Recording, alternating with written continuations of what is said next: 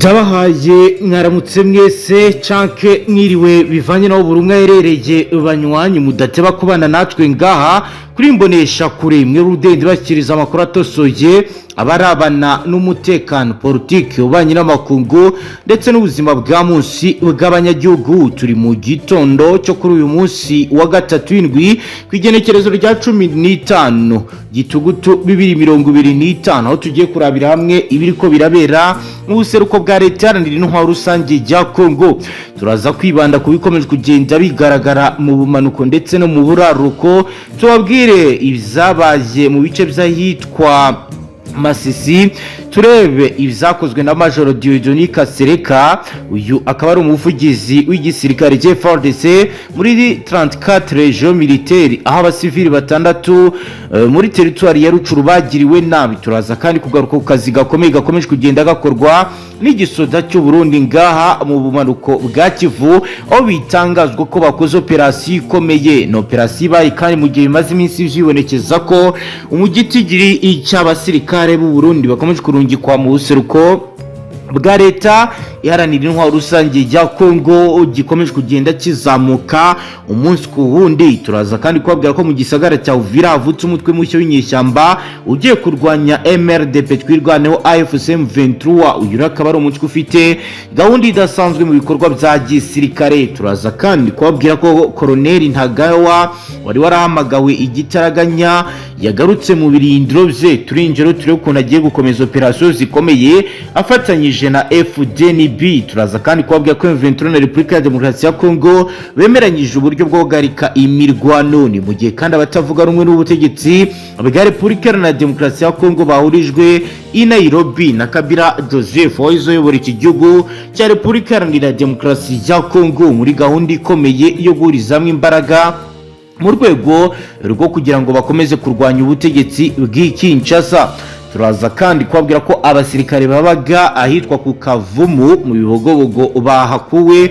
Turaza kuyinjiramo turebe impamvu bavanwe muri ibi bice, turebe ibiriko biragenda bitangazwa. Ni mu gihe kandi kugeza ubu ngubu Gen.Bunyoni uhoze ari kuri ubu ngubu rero umushikiranganje wa mbere w'u Burundi akomeje kugenda aremba bikomeye. Turaza rero kubibabwira mu buryo bw'iramvuye, tubabwira uko ubuzima bwe amagara yahagaze, turabe ingene akomeje kugenda yitabwaho n'abaganga bakomeje kugenda basanasana amagara ye. Turaza kandi no kwinjira mu birebana n'ibikomeje kugenda bigaragara aho mu buseruko bwa leta yaranira intwaro rusange ya Kongo akomeje kugenda humvikana amakuru mashya ku birebana n'imyiteguro mishya y'imirwano, mu gihe benshi biyumviraga ko ibiganiro bigiye kuzana gukemura ibibazo nk'uko bimaze iminsi bigaragara.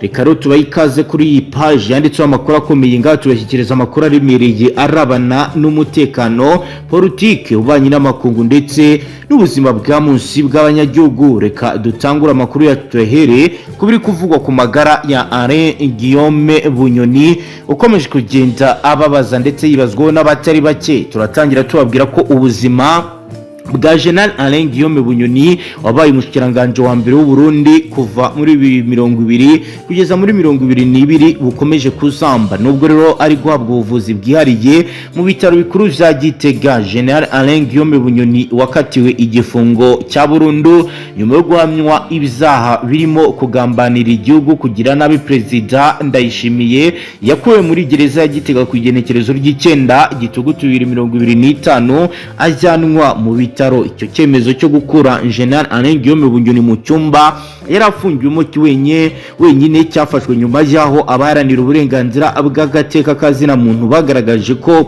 ubuzima bwe bwo mu mutwe bwahungabanye bigeraho ajya yumva abantu akisha munsi y'igitanda. Intumwa z'umukuru w'igihugu zoherejwe kuri gereza ya Gitega kugira ngo zikurikirane iki kibazo cyane. Gen.Bunyoni zatunguwe n'ubuzima zamusanzemo kuko ntiyavugaga neza, ntiyarebaga neza, ntiyumvaga neza kandi kenshi ibiryo yahabwaga ntiyabyemeraga.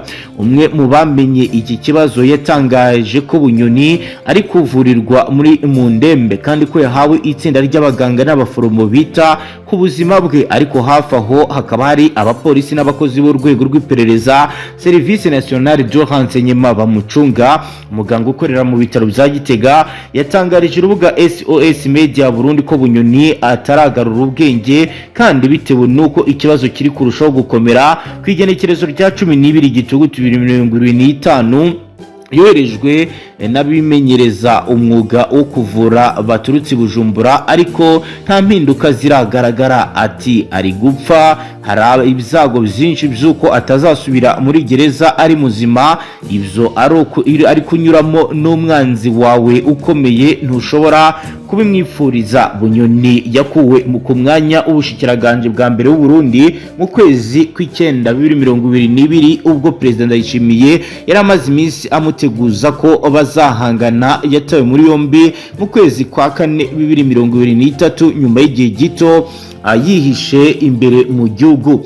Igihe ni mu gerero mu kwezi kwa 11 urukiko rw'ikirenga rwakatiye Ngibyo Bunyoni igifungo cya burundu yarajuriye, ariko mu kwezi kwa Kamena 2024 urukiko rwashimangiye icyo gihano. Kuri ubu rero akaba ari cyo akomeje kugenda akora, aho rero bigaragara ko yamaze kwangirika ku giti gira intangere. Bamwe rero bakaba basaba ko uyu mugabo yarekurwa akajya gukurikiranwa ari hanze yidegembya.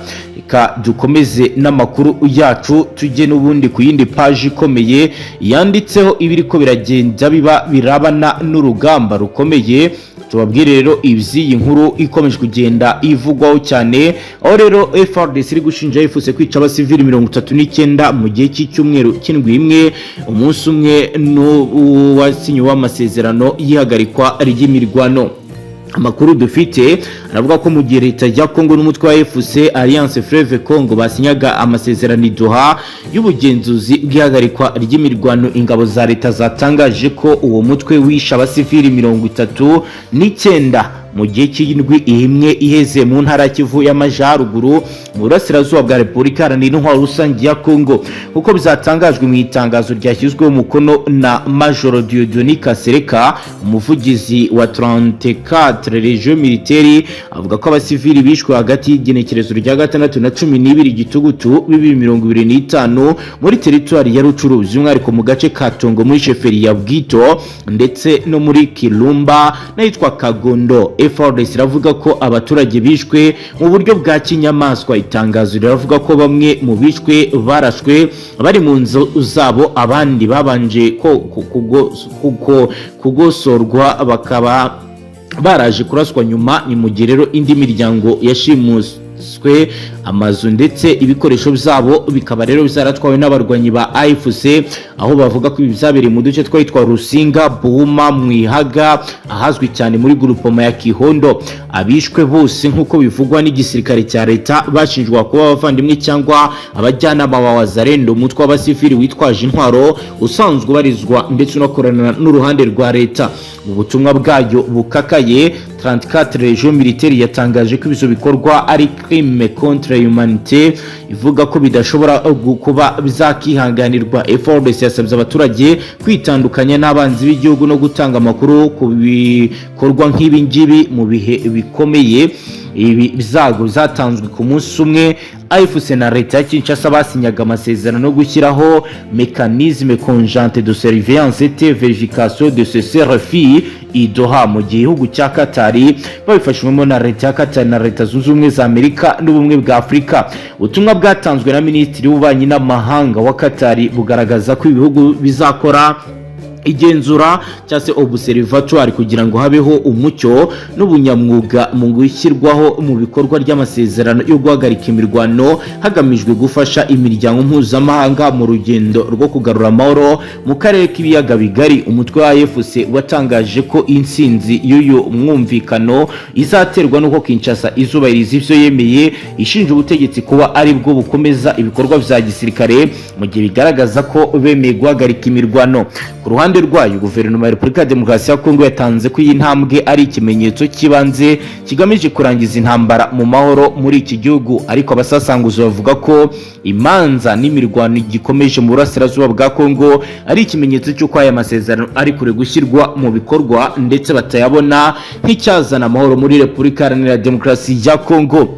Hashize rero amezi hafi 3 hasinywe declaration de principe ku igenekerezo rya 19 Nyakanga 2025 idoha muri Katari, ariko haracyagaragara uburyo FARDC na M23 bakomeza gucakirana mu bice bya Masirucuru ndetse na Nyiragongo.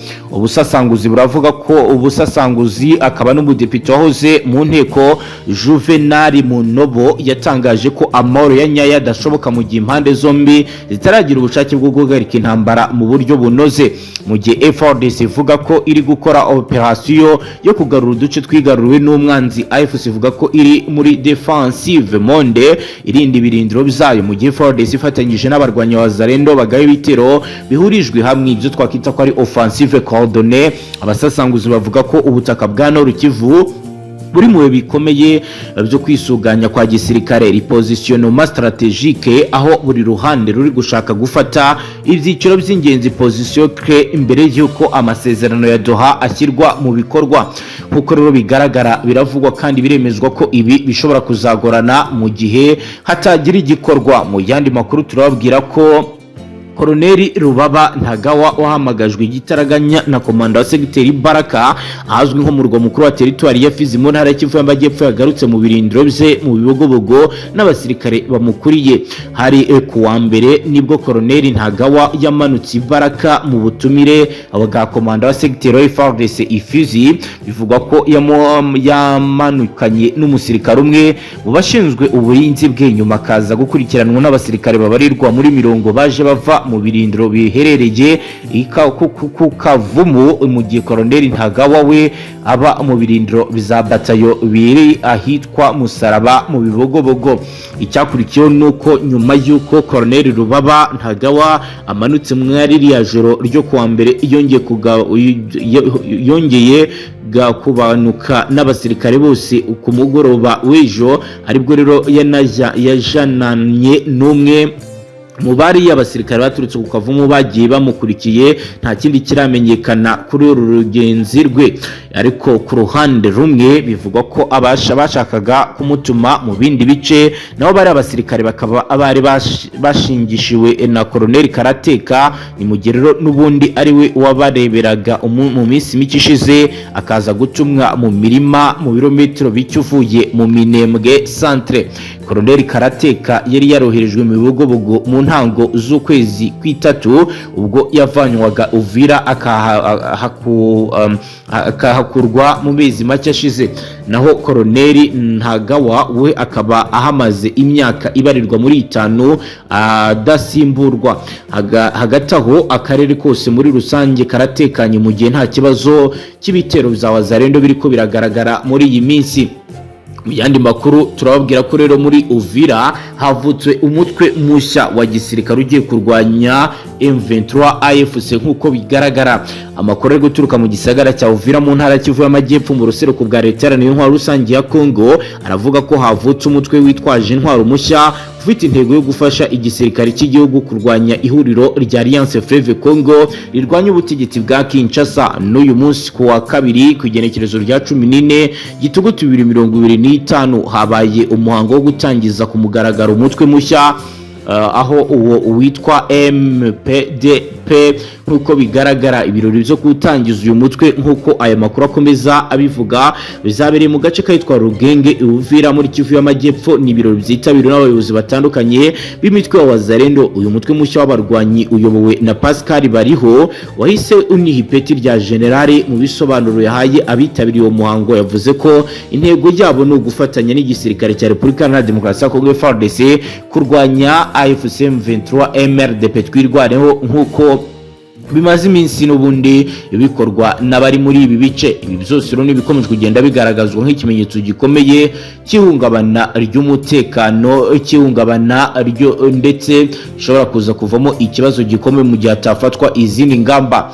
Mu gihe rero andi makuru ahari agaragaza uko ibintu bihagaze mu bice bitandukanye, agaragaza ko ubu bimwe mu bikorwa remezo bitandukanye bikomeje kugenda byangirika umunsi ku munsi, ndetse bamwe bagasaba ko hagira igikorwa kugira ngo umutekano n'amahoro bizongere bigaruke muri ibi bice nk'uko rero byahoze, nk'uko benshi bamaze igihe kinini babyifuza, ariko kugeza ubu siko biri. Hakomeje kugenda hagaragara ibindi bitandukanye n'ibyo benshi bari biteze.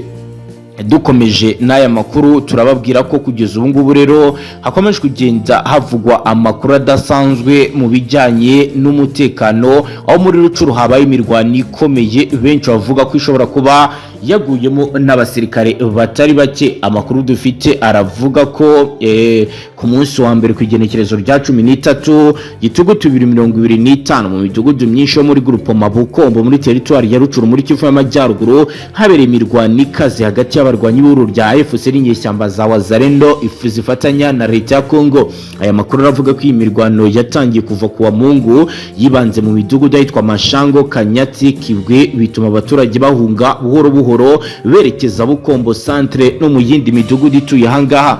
Kuko amakuru atangazwa n'itangazamakuru akomeza bivuga, iyi mirwano ikaze yatumye hapfa abasivili benshi, bituma abantu babarirwa mu magana bahunga ingo zabo. Amazu menshi yaratwitswe, andi yo mu duce twitwa Bauma n'ayitwa Munguri arangirika bikomeye.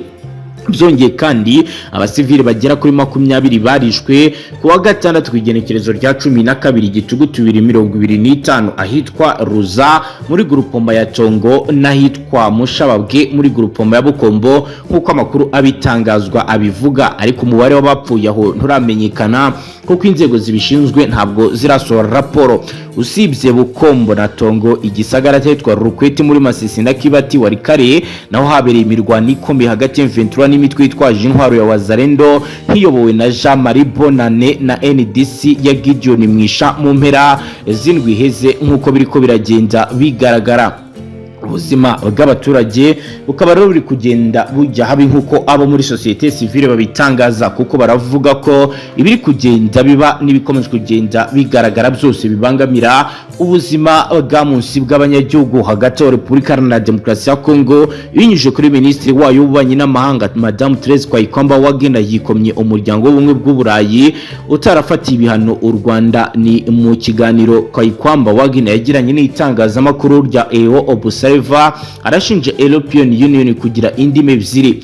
Kwayikwamba yagize ati, urebye uburyo umuryango w'ubumwe bw'Uburayi wihutira gufata ibyemezo byo gushyiraho ibihano mu bindi bibazo bisa nk'ibi, amagambo yabasha gusobanura neza uko duhagaze muri iki gihe n'urushisho n'akababaro. Mu kiganiro yaboneyeho asaba uyu muryango w'ubumwe bw'Uburayi kubishyiramo ingufu ugafatira u Rwanda ibihano bikakaye. Anavuga ko guverinoma ya Repubulika ya Demokarasi ya Kongo ifite amakuru ahagije yerekeye imikoranire n'u Rwanda rugirana n'umutwe M23. Anavuga ko bishoboka ko Perezida Paul Kagame afitemo uruhare, nk'uko rero yagiye abivuga kenshi. Yunzemo kandi ko ashimangira ko ari ngombwa kumenya abungukira mu ntambara yo mu burasirazuba bw'iki gihugu. Yasoje iki kiganiro avuga ko nubwo u Rwanda na Repubulika ya Demokarasi ya Kongo biruka gusinyana amasezerano y'amahoro, ariko nta ntambwe ifatika igaragaza iyigeze iterwa yatanze umusaruro nk'uko abigaragaza. Akavuga ko rero ibi bigomba kuba bizasubirwamo hagafatwa ibihano. Kugeza ubu rero birakomeje, ndetse u Rwanda rwo narwo bamwe mu babo bagize icyo batangaza. Senateri Evode Uwizeyimana yagize icyo avuga. Rero umunyarwanda Uwizeyimana Evode, umunyamategeko akaba n'umusenateri wa leta y'u Rwanda, yatangaje ko imyitwarire ya Perezida wa Repubulika ya Demokarasi ya Kongo Felix Antoine Tshisekedi igaragaza ko nta biganiro by'amahoro ashaka, ko icyo abarwanyi B23 bisaba ari uko bagomba kurwana. Ni mu kiganiro Senateri Evode yagiranye na televiziyo y'u Rwanda mu ijoro ryo kwigenekerezo ya 12 Gitugutu 2025, aho cyagarukaga ku ntambara iri kubica bigacika mu burasirazuba bwa Kongo. Uyu munyamategeko yavuze ko ibyo Tshisekedi yavugiye mu nama Global Getaway Forum yabereye i Brussels mu Bubiligi n'ikiganiro yagiranye n'abanyekongo baba muri iki gihugu mu ndwi iheze byagaragaje ko nta bushake bw'ibiganiro afite. Ni mu gihe mu kiganiro n'abanyekongo bari mu bibiri Tshisekedi yagiranye nabo yagaragaje ko biriya yavugiye mu nama Global Getaway Forum ko yashakaga ubwiyunge n'u Rwanda ari urwiyerutso, kuko yabivuze nk'utanga abagabo ashaka ko amahanga abona ko atari we kibazo ku ntambara ingabo ze zihanganye na FC muri Kivu y'Amajyaruguru ndetse na Kivu y'Amajyepfo. Ibi rero akaba ari ibintu yagarutseho. Uko rero bigaragara, Evode yahise avuga ko ushingiye ku myitwarire ya perezida ubona ko nta bushake afite haba mu gushyira mu bikorwa ibyaganiro mu biganiro by'Doha bihuza AFC na M23 na leta n'ibikubiye mu masezerano Washington DC areba igihugu cye n'u Rwanda. Yagize ati kumenya aho ibintu byerekeza ku muntu nka Tshisekedi muri iki gihe biragoye. N'iby'ibiganiro by'Doha wibuke ko yavuze uti sinzigera nganira M23. Avuga ko kuganira M23 ari umurongo utukura uyu munsi muri bikaba rero ari ibintu bigaragaza ko n'ubundi agifite gahunda yo kurwana. Ni nuko dusoje banywanyi page y'amakuru yacu. Cyusabwa rero nta kindi kuri dukurikiye bwa mbere tushyonda sabone ntuzongere gucika ukundi n'amakuru akomeye tubashyikiriza yibanda cyane ku mutekano, politique, ububanyi n'amakungu ndetse n'ubuzima bwa munsi bw'abanyagihugu. Hasta la vista.